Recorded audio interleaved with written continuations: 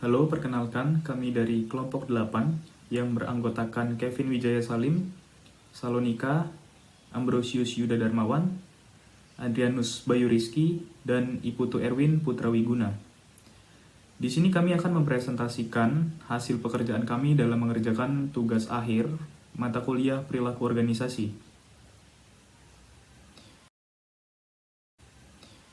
Berikut ini adalah logo dari perusahaan yang kami pilih, yakni Letlayer Makeup and Fashion Store. Berikutnya ada profil singkat dari perusahaan Letlayer. Perusahaan Letlayer didirikan oleh Ibu Livi pada tanggal 15 Juli tahun 2020. Kini perusahaan ini dijalankan oleh seorang manajer yang bernama Ines Angelica. Perusahaan ini memiliki sebuah toko offline di Jalan Sidomulyo, Nangapino, Kalimantan Barat. Produk, jenis apa saja sih yang Letelier ini jual?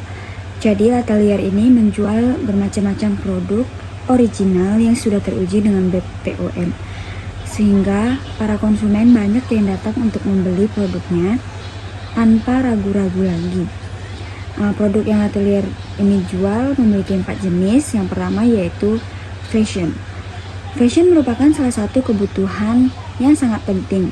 Apalagi saat ini banyak sekali tren-tren keren Letelier yang menjual pakaian wanita yang sangat mengikuti perkembangan zaman atau mengikuti dengan gaya Korean stylish.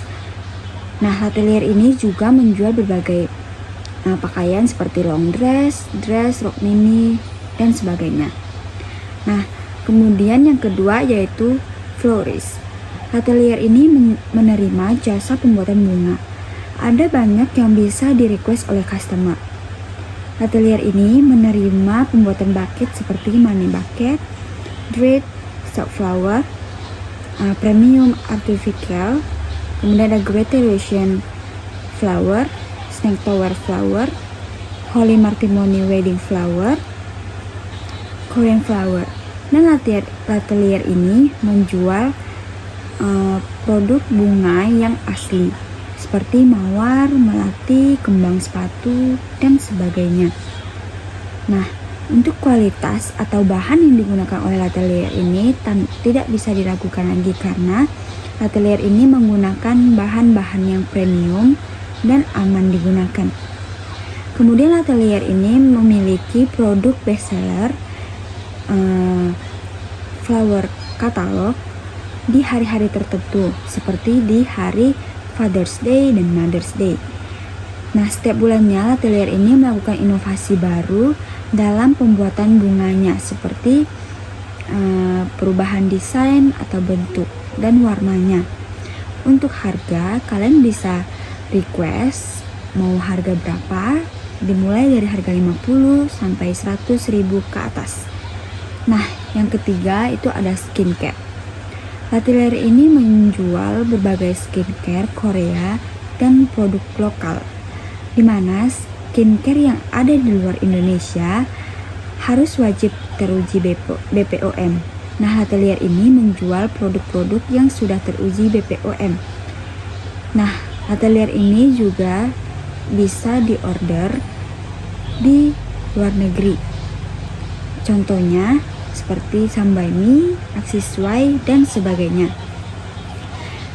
Kemudian untuk harganya sudah terjangkau sesuai dengan kualitas, harganya under 100.000. Nah, yang terakhir ini adalah bakeries. Letelier juga menjual berbagai brownies yang terbagi menjadi 2 jenis. Yang pertama yaitu fudgy brownies dan cheese cream on top. Untuk soal rasa tidak perlu diragukan lagi karena mereka memiliki rasa yang ciri khas dengan bahan-bahan yang premium dan aman. Untuk harganya juga terjangkau, dimulai dari 80.000 sampai 100.000 ke atas.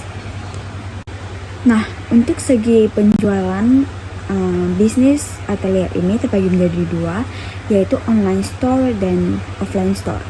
Jadi kalian bisa order produk mereka itu dari online store seperti di Instagram, Facebook, WhatsApp, dan sebagainya. Untuk offline store, kalian bisa datang ke store-nya, yaitu di Nangapino, Kalimantan Barat, Kabupaten Melawi. Nah, jadi kalian yang satu daerah, kalian itu bisa datang ke offline store-nya untuk melihat-lihat banyak produk yang sudah dijualnya. Kalau untuk online store, kalian bisa lihat dari segi foto, kualitasnya ada di Instagram. Sekarang masuk ke dalam slide kelima, yaitu mengenai struktur organisasi. Seperti yang kita ketahui bahwa struktur organisasi itu sendiri merupakan bagian yang penting bagi suatu perusahaan ataupun bisnis. Mengapa? Karena di dalam struktur organisasi itu sendiri, atasan dapat dengan mudah untuk mengontrol pekerjaan yang dilakukan oleh para bawahannya. Masuk ke dalam struktur organisasi yang dimiliki oleh bisnis Letelier. Yang pertama ada owner, yaitu ada Bapak Edi Muhadi dan juga Ibu Lievi. Kemudian untuk manajer itu ada Ines Angelica, atau yang tidak lain adalah anak dari owner itu sendiri. Kemudian di dalam struktur kepegawaian terbagi menjadi 4. Yang pertama itu ada admin media sosial yang bertugas di dalam media sosial seperti Tokopedia, Instagram, Twitter, dan lain-lain. Itu terdiri dari 3 orang. Kemudian untuk pelayan toko, baik itu bersifat offline atau bersifat toko fisik, terdiri dari 5 orang. Kemudian untuk cleaning service-nya atau tukang atau yang bertugas untuk membersihkan toko ataupun dan yang lain-lainnya itu terdiri dari 1 orang.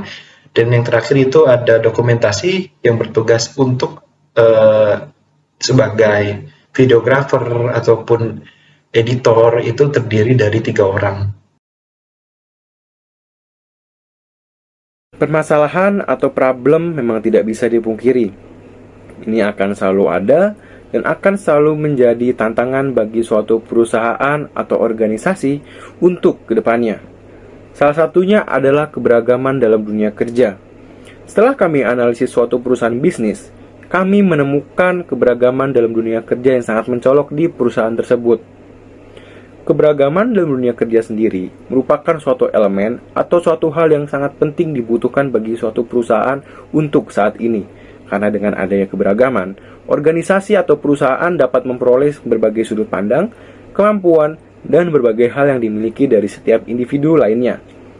Ingat, ini juga bisa dapat memunculkan sifat etnosentrisme dalam suatu perusahaan, munculnya sikap egois yang berujung dengan fanatisme, dan yang lebih mengerikan lagi, sulit untuk mengupayakan persatuan dan kesatuan di perusahaan tersebut.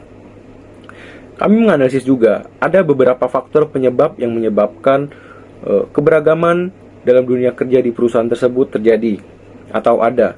Yang pertama, karyawan yang berasal dari daerah berbeda-beda, karyawan yang memiliki suku yang berbeda-beda, dan yang terakhir, kurang adanya komunikasi yang baik antar individu lainnya. Solusi dan saran dari kelompok.